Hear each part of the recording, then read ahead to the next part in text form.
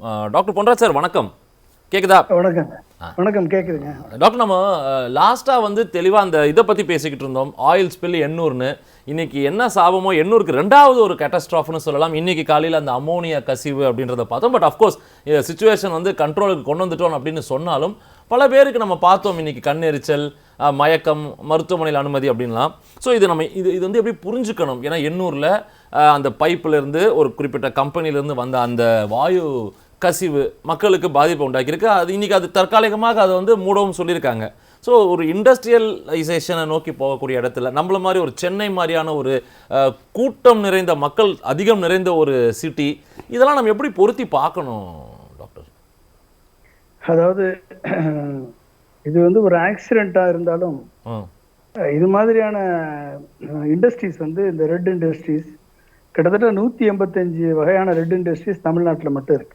இப்போ இது வந்து ஒரு இப்போ பாப்புலேஷன் இன்க்ரீஸ் ஆகுது, மக்கள் அதிகமாக வசிக்கக்கூடிய பகுதிகளில் இந்த ரெட் இண்டஸ்ட்ரீஸ் இருப்பதே வந்து ஒரு மிகப்பெரிய ஒரு ஆபத்தை நோக்கி தான் நம்மளை இழுத்து செல்கிறது. இதை வந்து ஃபஸ்ட்டு வந்து இதை சரி பண்ணணும். இதை வந்து அரசு வந்து எல்லாம் நடந்த பின்னால் வந்து அதுக்கு ஒரு ஸ்டெப் எடுத்து அதை பண்ணுறதை காட்டிலும் இந்த 185 இண்டஸ்ட்ரியை கேட்டகரைஸ் ரெட் இண்டஸ்ட்ரியை வந்து பொல்யூஷன் கண்ட்ரோல் போர்டுக்கு தெரியாமல் இருக்குமா?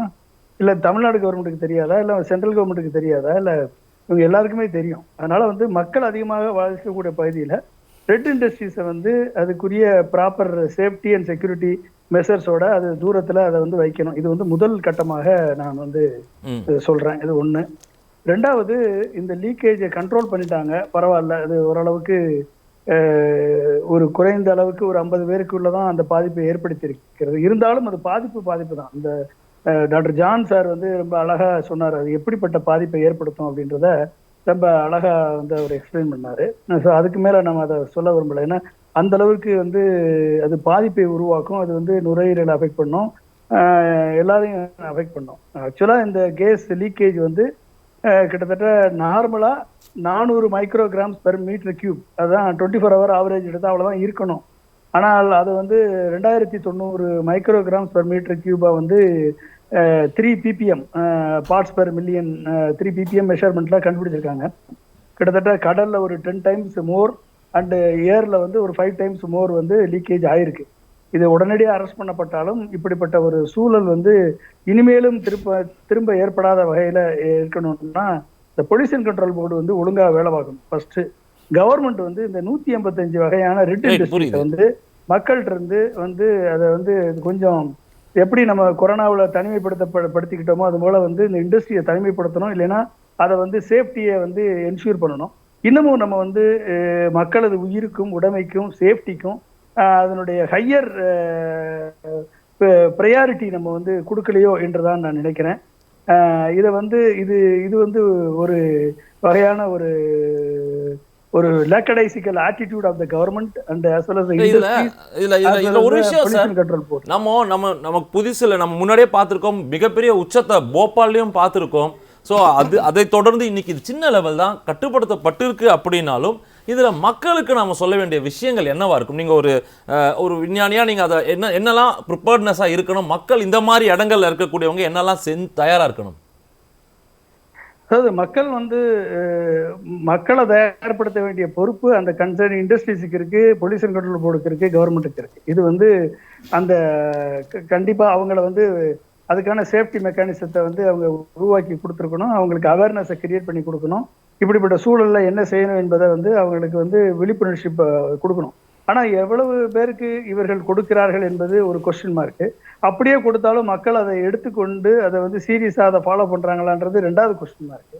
ஏன்னா எவ்ரிபடி இஸ் பிஸி. ஒவ்வொருத்தரும் அவங்கவுங்க வேலையில இருக்காங்க. பிரச்சனைன்னு வந்தால் தான், ஆக்சிடென்ட்னு வந்தால் தான் அதை பத்தி பேசுவோம். அதுக்கப்புறம் நம்ம அதை விட்டுட்டு போயிடுவோம். இப்போ 800 என்னாச்சு அப்படின்னு இப்போ நம்ம அன்னைக்கு போன வாரம் நம்ம டிஸ்கஸ் பண்ணோம். இப்போ இன்னமும் பாருங்க, அந்த டெக்னாலஜி அப்கிரேட் பண்ணியிருக்காங்களான்னா இல்லை. 10 வகையான டெக்னாலஜி இருக்கு.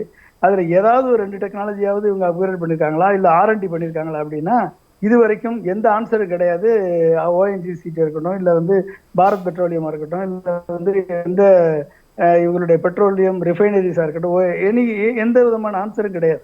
அது மாதிரி வந்து இந்த கோரமண்டல் இது பிரைவேட் கம்பெனி, ஃபெர்டிலைசர் கம்பெனியா இருந்தாலும் இவர்களது அடுத்த டிரான்சிஷன் வந்து இனிமேல் வந்து இந்த ரெட் இண்டஸ்ட்ரியை மாறி கிரீன் எனர்ஜி கிரீன் அமோனியாவுக்கு இவங்க வந்து இப்போ கிரே அமோனியாவை தான் யூஸ் பண்றாங்க. ஆமா. இப்போ இந்த கிரே அமோனியால இருந்து கிரீன் அமோனியாவுக்கு இவங்க எப்ப இவங்க சுவிட்ச் ஓவர் பண்ண போறாங்க? அப்ப இந்த அமோனியா ப்ரொடக்ஷன் வந்து உண்மையிலேயே வந்து இது வந்து ஒரு மிகப்பெரிய ஒரு இண்டஸ்ட்ரி. இது மட்டும் இல்லாம இது வந்து ஃபுட் சப்சிடியில இது டைரக்ட் இம்பாக்ட் இருக்கு. கிட்டத்தட்ட கடந்த 2020 இருந்து 3 வருடங்கள் எடுத்துக்கிட்டீங்கன்னா 1,30,000 கோடி, 1,40,000 கோடி அப்படின்ற கிட்டத்தட்ட 2 லட்சம் கோடிக்கு நம்ம வந்து ஃபுட் சப்சிடி கொடுக்குறோம்.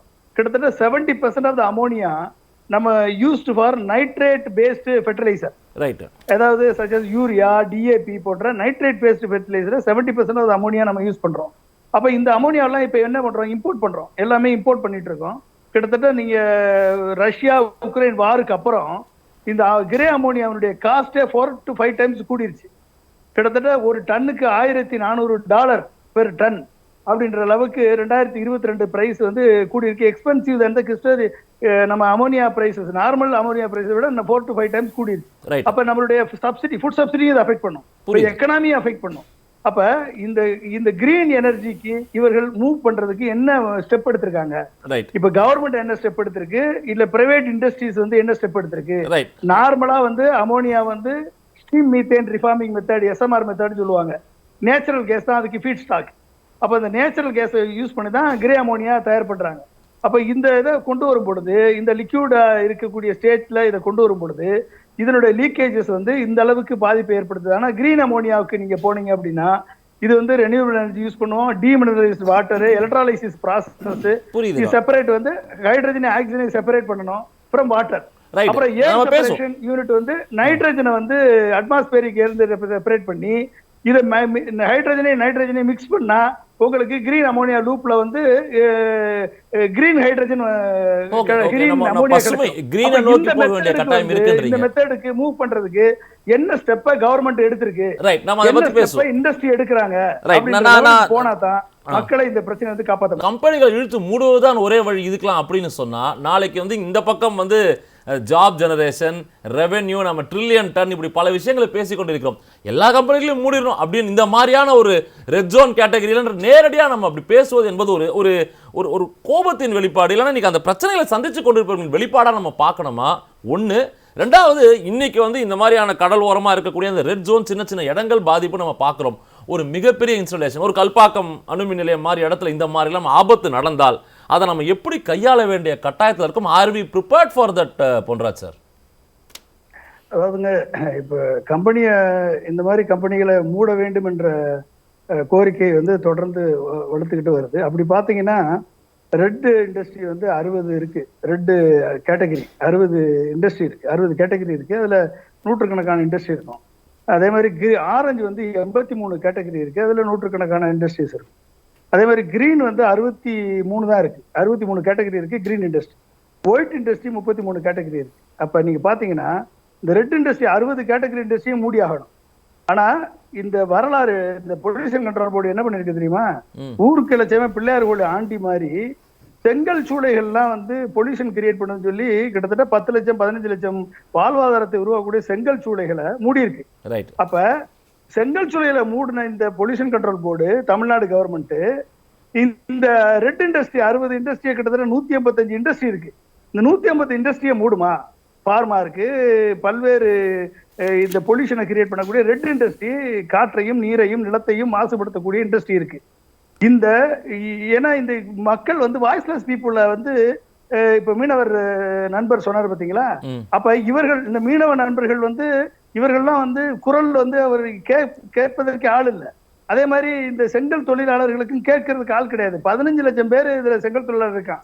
இதுல பாருங்க, நீங்க கோயம்புத்தூர் சைட்ல பாருங்க, நீங்க வந்து நம்ம தென் மாவட்டங்கள்ல பாருங்க, கிட்டத்தட்ட 10-15 லட்சம் பேர் இந்த செங்கல் தொழிலை நம்பி இருக்கக்கூடிய இண்டஸ்ட்ரியை பொல்யூஷன் கண்ட்ரோல் போர்டு மூடி இருக்கு. இது ஆரஞ்சு கேட்டகரியில வருது. இது எதை வச்சு மூடுனீங்க? அப்ப நீங்க மற்ற இண்டஸ்ட்ரியை ஏன் மூடல? அப்ப உங்களுக்கு இந்த கார்பரேட் வந்து பவர்ஃபுல்லா இருந்துச்சு அப்படின்னா நீங்க மூட மாட்டீங்க. கார்பரேட் பவர்ஃபுல்லா இருந்துச்சுன்னா பொல்யூஷன் கண்ட்ரோல் போர்டு இந்த நிலத்தையும் நீரையும் மாசுபடுத்தக்கூடிய காற்றையும் மாசுபடுத்தக்கூடிய இந்த ப்ராசஸை நீங்க ஒழுங்கா ஃபாலோ பண்ண மாட்டீங்க. அப்போ பொல்யூஷன் கண்ட்ரோல் போர்டு இந்த தமிழ்நாடு கவர்மெண்ட் யாரை வந்து டார்கெட் பண்ணுது? சாதாரண மக்கள், அப்பாவி மக்கள் தவறு செய்தால் நீங்க இந்தியா ஃபுல்லா பயணப்பட்டிருக்கீங்க, உங்களுக்கு தெரியும், பல இடங்கள்ல பார்த்திருக்கீங்க. இதே நிலை தானே பல மாநிலங்களையும் தொடர்ந்துகிட்டு இருக்கு. இதே நிலை ஏன் தொடரணும்? தமிழ்நாட்டுல ஏன் தொடரணும்? பல மாநிலங்கள் தொடரணும். இந்தியா ஏன் அந்த முடிவு எடுக்கணும்? கேரளால போய் இந்தியா தொடங்க வந்து சொல்லுங்க சார். ஒரு கம்பெனி தொடங்க சொல்லுங்க பாக்கலாம். டிரான்சிஷனுக்கு நீங்க என்ன செலவழிச்சிருக்கீங்க? ரைட். இந்தியா வந்து கிரீன் எனர்ஜி டிரான்சிஷன் பண்றதுக்கு இந்தியாவுடைய இன்வெஸ்ட்மெண்ட் பொட்டன்ஷியல் எவ்வளவு சொல்லுங்க பாப்போம். இப்ப நீங்க குளோபல் கிளைமேட் சேஞ்சினால வரக்கூடிய பாதிப்புகளுக்கு உலக நாடுகள் எந்த நாடுகள்லாம் வந்து கிளைமேட் சேஞ்சை உருவாக்குகிறதோ அந்த நாடுகள்லாம் வந்து கிட்டத்தட்ட $100 பில்லியன் இந்த நாள் பாதிப்புகள் ஏற்படுத்தக்கூடிய நாடுகளுக்கு கொடுக்கணும்னு சொல்லி திட்டம் போட்டு 3 வருஷம் ஆச்சு. இது வரைக்கும் இன்னும் கொடுக்கல. இந்தியா மட்டுமே கிட்டத்தட்ட $87 பில்லியன் வருஷத்துக்கு 6.5 லட்சம் கோடி, கிட்டத்தட்ட 7 லட்சம் கோடிய இந்த கிளைமேட் சேஞ்சினால ஏற்படக்கூடிய பாதிப்புகளால் நம்ம வந்து சந்திச்சுட்டு இருக்கோம். 2015 இருந்து 2023 வரைக்கும் தமிழ்நாடு மட்டுமே 1,17,000 கோடிக்கு இந்த கிளைமேட் சேஞ்சினால் ஏற்படக்கூடிய புயல், வெள்ளம், மழை, பிளட் இதனால் ஏற்பட்டிருக்கு. அப்ப இதை பாதுகாக்கிறதுக்கு இந்தியா என்ன நடவடிக்கை எடுத்திருக்கு? இதுவரைக்கும் ரிசர்ச்ல அவங்க கான்சென்ட்ரேட் பண்ணிருக்காங்களா? கிரீன் எனர்ஜி டிரான்சிஷனுக்கு இந்த ரெட் இண்டஸ்ட்ரி எல்லாம் கிரீன் எனர்ஜி டிரான்சிஷனுக்கு இவர்கள் கொடுத்த போக்கஸ் என்ன? என்னோட கேள்வி இரண்டாம் பகுதிக்கும் பதில் சொல்லிட்டா நல்லா இருக்கும். நம்ம ஒரு இப்போ இன்னைக்கு வந்து ஒரு ஷோர்ல இருக்கக்கூடிய ஒரு கம்பெனி, அதுல இருந்து சிறிதளவே வந்த வாயுன்னுலாம் பேசுறோம். ஆனா ஆர்வி ப்ரிப்பேர்ட் ஒரு கல்பாக்கம் மாதிரியான ஒரு மிகப்பெரிய இன்ஸ்டாலேஷன்ல இந்த மாதிரியான கசிவுனா நம்ம தயாரா இருக்கோமா அதை காம்பேட் பண்ண? இது நியூக்ளியர் இன்சுலேஷனா இருந்தாலும், இது எந்த இன்சுலேஷனா இருந்தாலும் மக்களுக்கான சேஃப்டியை என்ஷூர் பண்றது அந்த இன்ஸ்டிடியூஷனுடைய கடமை. ரைட். அது நான் நியூக்ளியர் இன்சுலேஷன் 12 நியூக்ளியர் ரியாக்டருக்கு நான் விசிட் பண்ணிருக்கேன் அப்துல் கலாம் சாரோட. கிட்டத்தட்ட 10 வருடம் எங்களுக்கு தொடர்பு இருந்திருக்கு. நாங்க பார்த்திருக்கோம். சேஃப்டி ப்ரொசீஜர், செக்யூரிட்டி ப்ரொசீஜர் வந்து ரொம்ப ரொம்ப ரொம்ப ரொம்ப ஸ்ட்ரிஞ்சன்ட் ஃபாலோ பண்ணுவாங்க. அப்ப அந்த ஸ்ட்ரிஞ்சன்ட் ஃபாலோ பண்ணி தான் நீங்க கல்பாக்கமா இருக்கட்டும், கூடங்குளமா இருக்கட்டும், இது நாள் வரைக்கும் இப்படிப்பட்ட கிட்டத்தட்ட 60 ஆண்டு கால, கிட்டத்தட்ட 40 ஆண்டு கால, 40ல இருந்து 60 ஆண்டு கால வரலாற்று ஹிஸ்டரியில இந்த நியூக்ளியர் ரியாக்டர் மூலமா ஏற்படுத்தப்பட்ட பாதிப்புகள் அப்படின்னா அது வந்து நம்மளுக்கு வந்து நெக்லிஜிபிள்.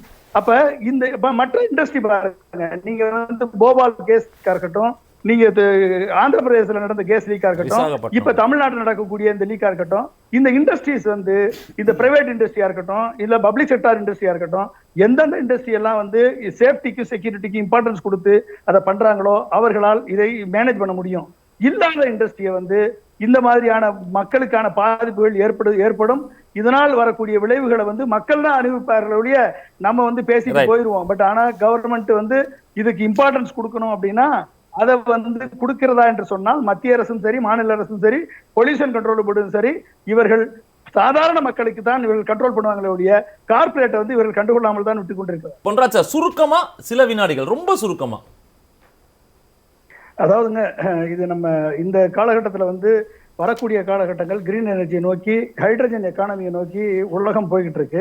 நம்ம வந்து இருக்கக்கூடிய ரெட் இண்டஸ்ட்ரீஸ் எல்லாம் வந்து டிரான்ஸ்ஃபார்ம் பண்ணுவதற்கான வழிமுறைகளை வந்து மத்திய அரசு செயல்படுத்தணும். தமிழக அரசை பொறுத்த வரைக்கும் இந்த ரெட் இண்டஸ்ட்ரீஸை வந்து எப்படி வந்து வரைமுறைப்படுத்துவது, பொல்யூஷன் கண்ட்ரோல் போர்டை முதல்ல சீரமைக்கணும்.